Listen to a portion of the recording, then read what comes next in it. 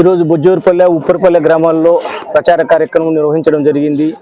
ఈ ప్రచార కార్యక్రమం ఎంత అద్భుతంగా జరిగిందంటే అడుగడుగున ఇల్లు ప్రతి చోట జనాలు నీరాజనాలు పలుకుతున్నారు. జగనన్న సంక్షేమ పాలనకు అపూర్వమైన స్పందన కనిపిస్తుంది.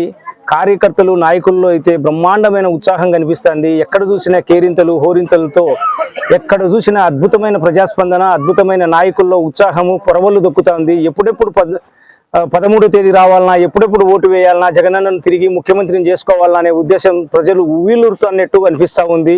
ఈ అపూర్వమైన స్పందన, ఇంత అపూర్వమైన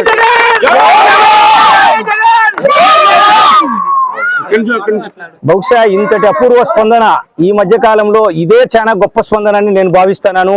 ఇంత కార్యకర్తలు నాయకుల్లో అద్భుతమైనటువంటి స్పందన కనిపిస్తుంది. ఎక్కడెక్కడ చూసినా వాళ్ళ ఉత్సాహం ఎంత స్థాయిలో ఉందంటే అంత స్థాయిలో ఉంది. ఇటువంటి నాయకులు కార్యకర్తలను కలిగిన వైఎస్ఆర్ పార్టీ అదృష్టవంతమైనటువంటి పార్టీ అని చెప్పవచ్చు. ఇటువంటి నాయకులను కార్యకర్తలను కలిగిన మేము అదృష్టవంతులమని ఈ ముఖంగా సభాముఖంగా మీ అందరికీ తెలియజేస్తున్నాను.